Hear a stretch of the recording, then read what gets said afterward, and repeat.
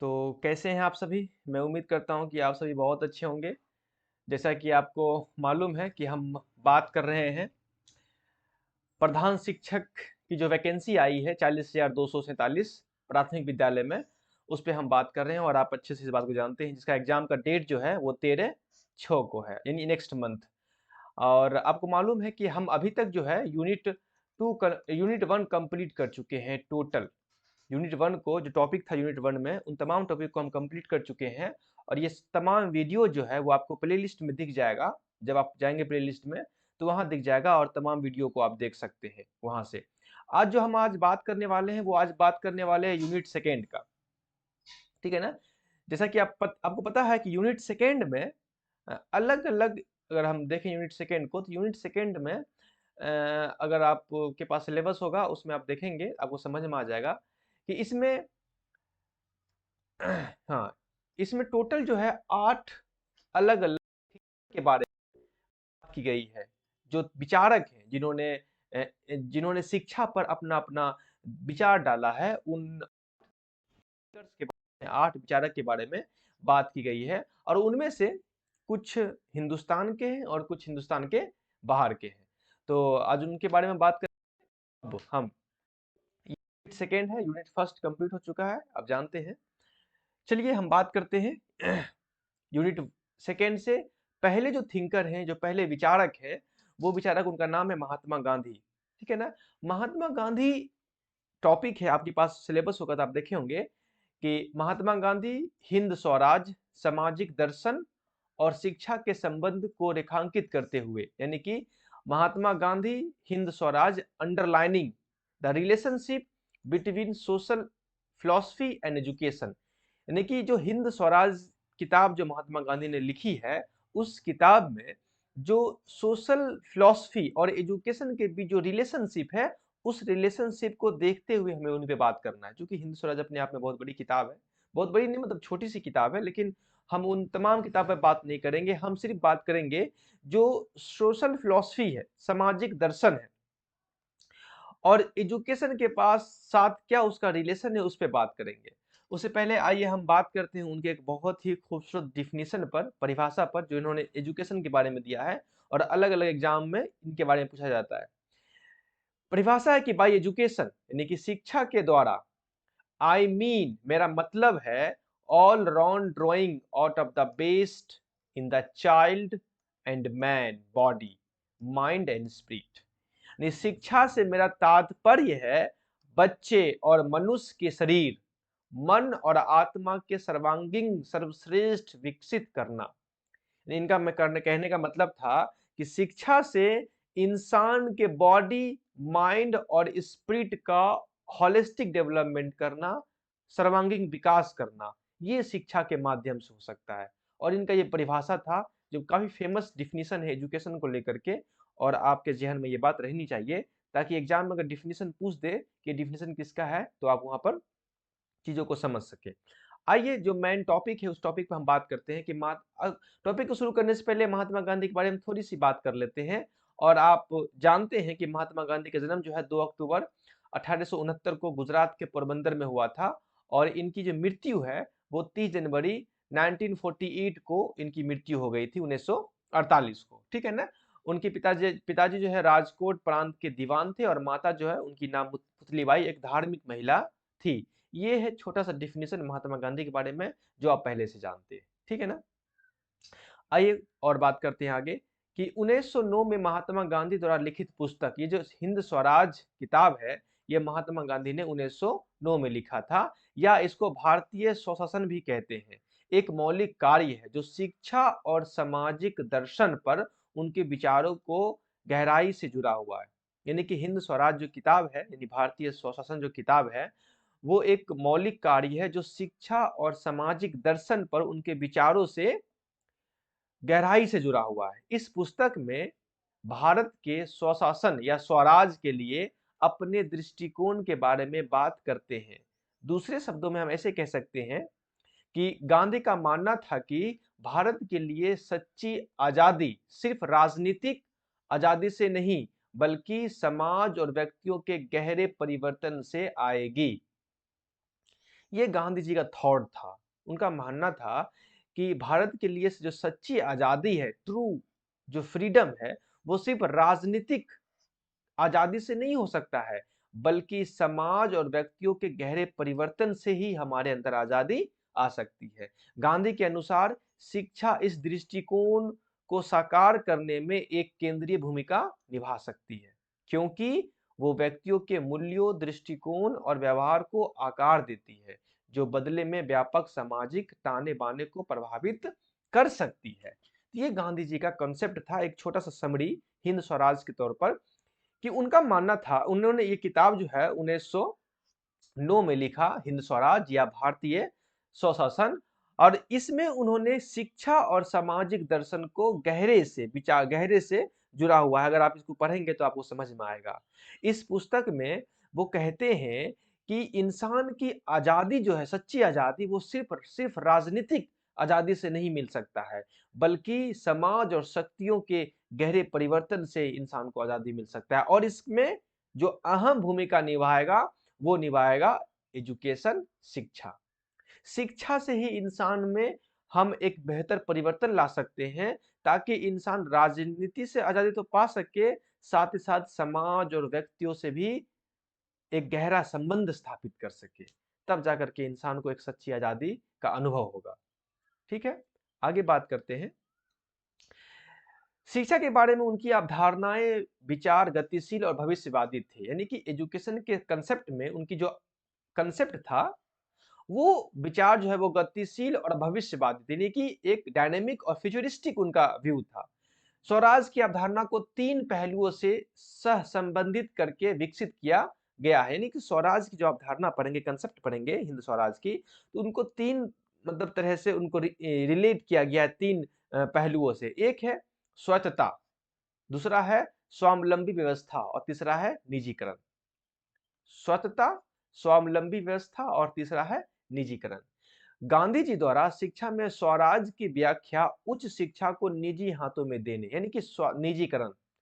निजीकरण के बारे में भी इनका अपना एक विचार था। ये मानते थे कि उच्च शिक्षा जो है उसको निजी हाथों में देने की बात ये करते थे। सरकार, और साथ ही साथ सरकार के कम से कम हस्तक्षेप के साथ शैक्षणिक संस्थानों में स्वच्छता, यानी कि जो एजुकेशनल इंस्टीट्यूशन है उसमें ऑटोनॉमी होना चाहिए, और सरकार का कम से कम हस्तक्षेप होना चाहिए। और शिक्षा के बीच, शिक्षा के स्वसमर्थक प्रणाली जो सरल, व्यवहारिक और कम खर्चीले हो के बारे में वो बात करते थे। यानी कि शिक्षा की ऐसी प्रणाली, ऐसी व्यवस्था, ऐसे सिस्टम जो सरल हो, सिंपल हो, व्यवहारिक हो और कम खर्चीले पर बेस्ड हो। ये बात पे वो फोकस करते थे। Gandhi Gandhi ji concept and ideas about education वे आर डायनेमिक एंड फ्यूचरिस्टिक, यानी कि उनका जो सोच था एजुकेशन पे, वो डायनेमिक था, फ्यूचरिस्टिक था, यानी कि गतिशील था और भविष्यवादी था।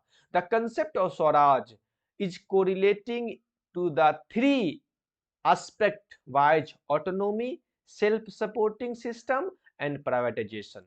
ये स्वराज का जो कंसेप्ट है वो कोरिलेट करता है तीन एस्पेक्ट पर। एक है ऑटोनॉमी, दूसरा है सेल्फ सपोर्टिंग सिस्टम और तीसरा है privatisation. Privatisation Swaraj in education, education में स्वराज का मतलब है इंटरप्रिटेड बाय गांधी जी। गांधी जी जो है एजुकेशन में स्वराज को जो इंटरप्रिटेट किए हैं, कैसे किए हैं, वो कहते हैं कि all about higher education in private hands, यानी कि हायर एजुकेशन को प्राइवेट हैंड में देना चाहिए। Autonomy in the educational institution, और एजुकेशनल इंस्टीट्यूशन जो है उसको स्वतंत्रता, ऑटोनॉमी मिलना चाहिए। Least interference of the government, और गवर्नमेंट को कम से कम उसमें हस्तक्षेप करना है। And self supporting system of education which is simple, practical and less expensive. और जो एजुकेशन जो है वो सेल्फ सपोर्टिंग सिस्टम होना चाहिए, एकदम सिंपल, प्रैक्टिकल और लेस एक्सपेंसिव होना चाहिए। ये था गांधी जी का कंसेप्ट स्वराज को लेकर के एजुकेशन में। ठीक है ना, आइए हम आगे बात करते हैं। अब गांधी जी के शैक्षणिक विचार, एजुकेशनल थॉट्स के बारे में समझते हैं कि उनका क्या एजुकेशनल थॉट्स था। ठीक है ना, पहला थॉट्स था कि शिक्षा का माध्यम मातृभाषा होनी चाहिए। ये बात तो कई लोगों ने कहा है, साथ साथ गांधी जी भी इसको करते थे कि शिक्षा का माध्यम जो है, जो इंस्ट्रक्शंस, मीडियम ऑफ इंस्ट्रक्शंस होना चाहिए, वो मदर टंग होना चाहिए, है ना? मातृभाषा यानी कि सुनने, बोलने, पढ़ने और सीखने के दौरान लिखने और सोचने में आसानी प्रदान करती है। ये जो मदर टंग है, ये मदर टंग सुनने में, बोलने में, पढ़ने में और सीखने के दौरान लिखने और सोचने में आसानी प्रदान करती है। इससे रचनात्मकता का पोषण होता है। इसलिए गांधी जी ने कहा कि शिक्षा का माध्यम मातृभाषा होना चाहिए। ये कहते थे कि मदर टंग जो है वो फैसिलिटेट करता है लिसनिंग के लिए, स्पीकिंग के लिए, रीडिंग के लिए, राइटिंग के लिए और थिंकिंग के लिए जब हम सीखते हैं, जब सीखने लर्निंग करते हैं तब। और ये कहते हैं कि ये जो है इससे क्रिएटिविटी पैदा होती है। इसीलिए गांधी जी जो है वो मदर टंग को as a medium of instruction के तौर पर कहते थे पढ़ाने के लिए। ठीक है ना? दूसरी बात है प्राथमिक शिक्षा निःशुल्क एवं अनिवार्य होनी चाहिए। यानी कि जो प्राइमरी एजुकेशन है, प्राइमरी 1 से लेकर के 8 तक जो आज आप पढ़ते हैं, 1 से लेकर 8 तक जो फ्री एजुकेशन आपको मिलता है, किताब फ्री मिलता है, तो वो कहते हैं कि प्राइमरी एजुकेशन जो है फ्री एंड कंपल्सरी होना चाहिए। आप लोग अपने स्कूल में देखते होंगे आराम से। इनका मानना था कि 6 से 14 वर्ष की आयु तक के प्रत्येक बच्चे को निःशुल्क और अनिवार्य शिक्षा होनी चाहिए, मिलनी चाहिए। यानी कि 6 to 14 years age education each child should be free and compulsory. यानी हर बच्चे को, जो बच्चा 6 से लेकर 14 साल का हो, उसे फ्री एंड कंपल्सरी एजुकेशन मिलना अनिवार्य होना चाहिए। तीसरा थॉट्स के बारे में बात करते हैं। इन्होंने एक कंसेप्ट दिया था 3H का, 3H यानी 3H मतलब हेड, हार्ट एंड हैंड। यानी इन्होंने कहा कि ऐसा एजुकेशन मिले, ऐसा शिक्षा मिले जिससे बच्चे का हेड यानी कि मस्तिष्क, हर्ट मतलब उसका इमोशंस, हैंड मतलब उसका मोटर स्किल्स, इन तीनों को इंटीग्रेट किया जा सके, यानी तीनों को शामिल करके एक साथ डेवलप किया जा सके। ऐसी शिक्षा इंसानों को, बच्चों को मिलनी चाहिए। गांधी जी ने सीखने के संज्ञानात्मक यानी कि बौद्धिक, भावनात्मक और शारीरिक यानी व्यवहारिक पहलुओं को एकीकृत करके व्यक्तियों के समग्र विकास पर जोर दिया। यानी संज्ञानात्मक मतलब यानी कि हेड, हेड, भावनात्मक मतलब हर्ट और शारीरिक मतलब हैंड। ये तीनों एच को उन्होंने कहा इंटीग्रेट करके, एकीकृत करके हमें बच्चों को पढ़ाना चाहिए, ताकि इससे क्या होगा, इससे बच्चे का समग्र विकास होगा, होलिस्टिक डेवलपमेंट होगा। उनका मानना था कि शिक्षा को न केवल अकादमिक यानी कि सिर्फ उसको एकेडमिक तक ही सीमित नहीं रखना चाहिए, ध्यान केंद्रित करना चाहिए, बल्कि नैतिक मूल्यों, सहानुभूति और व्यवहारिक कौशल का पोषण करना चाहिए। यानी ये इनका मानना था कि सिर्फ एजुकेशन को ज्ञान तक ही हम उसको सीमित ना करें, एकेडमिक एजुकेशन ही उसको ना दें, बल्कि उसको नैतिक मूल्यों, सहानुभूति और व्यवहारिक कौशल का पोषण करना चाहिए। Gandhi emphasized the holistic development of individual. Individual के होलिस्टिक डेवलपमेंट पे वो इम्फेसाइज करते थे, जोर डालते थे। बाय इंटीग्रेटिंग कॉग्निटिव यानी इंटेलेक्चुअल, इमोशनल एंड फिजिकल यानी प्रैक्टिकल एस्पेक्ट ऑफ लर्निंग। किस तरह से हमको कॉग्निटिव, इमोशनल एंड फिजिकल जो आयाम है, जो जो पहलू है, उनको इंटीग्रेट करके। ही बिलीव्ड, वो मानते थे कि education should not only focus on academic knowledge. Education को सिर्फ एकेडमिक नॉलेज तक ही हम सीमित नहीं कर सकते हैं, बल्कि also nurture moral and ethical values, empathy and practical skill. बल्कि हम इसको मोरल, इथिकल, इम्पैथी और प्रैक्टिकल स्किल तक हम इसको आगे बढ़ा करके ले जाए। तो ये विचार था उनका एजुकेशन के प्रति। आगे बात करते हैं। एक बड़ा इंपॉर्टेंट है करेक्टर, चरित्र निर्माण, करेक्टर बिल्डिंग, इस पे बहुत जोर देते थे वो। उनका मानना था कि महात्मा गांधी का मानना था कि एजुकेशन, शिक्षा का जो महत्वपूर्ण एजुकेशन का मतलब है कि इंसान का करेक्टर को बिल्ड करना। महात्मा गांधी का मानना था कि चरित्र निर्माण साक्षरता से अधिक महत्वपूर्ण, यानी कि इन्होंने कहते थे, ये इनका मानना था कि जो शिक्षा है, साक्षरता है, जो लिटरेसी है, उससे ज्यादा महत्वपूर्ण है कैरेक्टर का निर्माण करना। उन्होंने सत्यता, अहिंसा, सादगी और आत्म अनुशासन जैसे गुणों पर जोर दिया। गांधी जी का मानना था कि शिक्षा का उद्देश्य नैतिक रूप से ईमानदार व्यक्तियों का निर्माण करना होना चाहिए, जो समाज में सकारात्मक योगदान दे सके। ये उनका कंसेप्ट था। कितना कितना खूबसूरत कंसेप्ट है। Mahatma Gandhi believe that character building is important the literacy, यानी साक्षरता से ज्यादा इंपॉर्टेंट क्या है? Character building. ही एम्फेसाइज्ड, वो जोर देते थे कि cultivation of virtue such as truthfulness, non violence, simplicity and self discipline. Gandhi believe that education should aim, education का मकसद होना चाहिए, एम होना चाहिए, मकसद to producing morally upright individual who contribute positively society, यानी कि एक ऐसा इंसान को मतलब तैयार करना जो मॉरली अपराइट इंडिविजुअल को, ताकि वो कंट्रीब्यूट कर सके समाज में सकारात्मक तौर पर। ये उनका विचार था। आगे है सामुदायिक और एवं सामाजिक उत्तरदायित्व, कम्युनिटी एंड सोशल रिस्पॉन्सिबिलिटी, यानी कि इनका कम्युनिटी एंड सोशल रिस्पॉन्सिबिलिटी, ये भी एक बहुत बड़ा इंपॉर्टेंट पहलू है कि गांधी ने सामुदायिक और सामाजिक जिम्मेदारी की भावना को बढ़ावा देने में शिक्षा के महत्व पर जोर दिया। उन्होंने कहा कि शिक्षा ऐसी हो ताकि इंसान के अंदर सोशल रिस्पॉन्सिबिलिटी पैदा हो सके, सामुदायिक भावना पैदा हो सके इंसान के अंदर। उन्होंने शैक्षणिक संस्थानों को कल्पना सामुदायिक सेवा और सामाजिक सुधार के केंद्र के रूप में की, जहां छात्र दूसरों के कल्याण की प्राथमिकता देना और समाज के उत्थान की दिशा में काम करना सीखते हैं या सीख सकें। ये उनका मानना था कि शिक्षा ऐसी होनी चाहिए ताकि इंसान सोशल रिस्पॉन्सिबिलिटी इंसान के अंदर पैदा हो सके, सामाजिक दायित्व पैदा हो सके इंसान के अंदर, उत्तरदायित्व पैदा हो सके इंसान के अंदर। शिक्षा ऐसी होनी चाहिए। नेक्स्ट है, नेक्स्ट बात करेंगे, एक दो पॉइंट और है। नेक्स्ट है शिक्षा और सामाजिक सुधार, एजुकेशन एंड सोशल रिफॉर्म की वो बात करते थे, यानी कि शिक्षा ऐसी होनी चाहिए जिससे समाज की सुधार हो सके, सोशल रिफॉर्म आ सके समाज के अंदर। गांधी जी स्वराज प्राप्ति में शिक्षा और सामाजिक सुधार के महत्व पर जोर देते हैं, यानी स्वराज प्राप्ति में जो भी हम पढ़े हैं, स्वराज की बोलते हैं कि स्वराज तभी हम प्राप्त कर सकते हैं जब तक सामाजिक सुधार ना हो, तब तक हम नहीं प्राप्त कर सकते स्वराज। वो भारतीय समाज में बदलाव का आह्वान करते हैं जिसमें जातिगत भेदभाव जैसी सामाजिक बुराइयों का उन्मूलन और समानता और सामाजिक न्याय को बढ़ावा मिल सके, और इस तरह से स्वराज प्राप्त हो सकता है। Gandhi emphasized the importance of education and social reforms in achieving Swaraj. वो कहते हैं कि जब तक हम शिक्षा को इम्पोर्टेंस नहीं देंगे, सोशल रिफॉर्म्स नहीं करेंगे, तब तक हम स्वराज को अचीव नहीं कर सकते।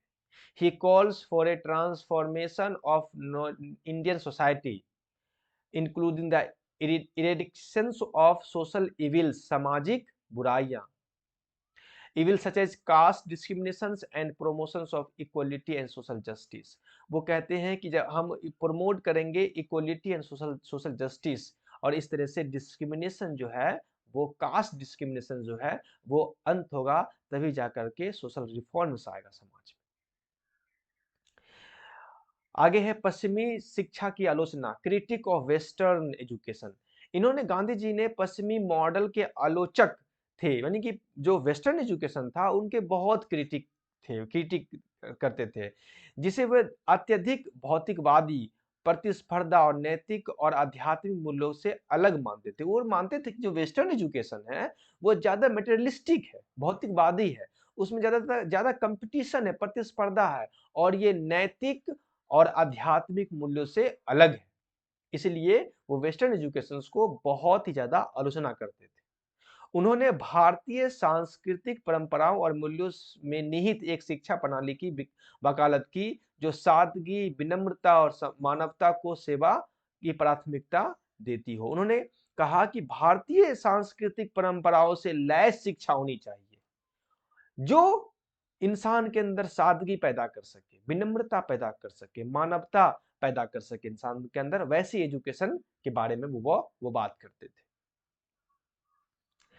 Gandhi was critic of western model of education, western model of education के बहुत क्रिटिक थे वो, which he saw as overly materialistic and competitive. वो कहते थे कि ये जो है दिखाता है क्या, मटेरियलिस्टिक एंड कॉम्पिटिटिव भावना पैदा करता है, एंड डिसकनेक्टेड, और ये डिसकनेक्ट करता है, अलग करता है मोरल एंड स्पिरिचुअल वैल्यू से।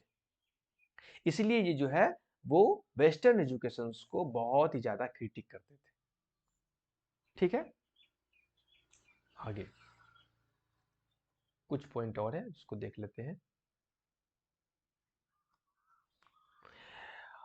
आध्यात्मिक और नैतिक आधार, स्पिरिचुअल एंड मोरल फाउंडेशन, आध्यात्मिक एंड नैतिक आधार, spiritual and moral foundation. Gandhi ने हिंद स्वराज के दृष्टिकोण का केंद्र आध्यात्मिक और नैतिक सिद्धांत पर जोर दिया। नहीं, वो कहा कि हिंद स्वराज का जो के दृष्टिकोण है उसमें केंद्र आध्यात्मिक और नैतिक सिद्धांत होना चाहिए है। वो व्यक्तिगत आचरण और राजनीतिक कार्रवाई दोनों के लिए मार्गदर्शन सिद्धांतों के रूप में सत्य और अहिंसा जैसे पारंपरिक भारतीय मूल्यों की वापसी की वकालत करते हैं। वो कहते हैं कि सेंट्रल जो विजन है वो हिंद स्वराज का, जो सेंट्रल विजन है वो है स्पिरिचुअल एंड मोरल प्रिंसिपल। ये है central vision, spiritual and moral principle. He advocate, वो वकालत करते थे for the return to traditional Indian values such as truth and non violence और अहिंसा। वो वकालत करते थे कि जो ट्रेडिशनल इंडियन वैल्यूज है, जो पारंपरिक जो हिंदुस्तानी मूल्य हैं, जैसे कि सच और अहिंसा, सत्य और अहिंसा, इसकी वकालत, इसका एडवोकेट करते थे कि ये होना चाहिए। इस तरह से हम मतलब हिंद स्वराज में अपना भूमिका निभा सकते हैं और इस तरह से हम हिंद स्वराज को प्राप्त कर सकते हैं।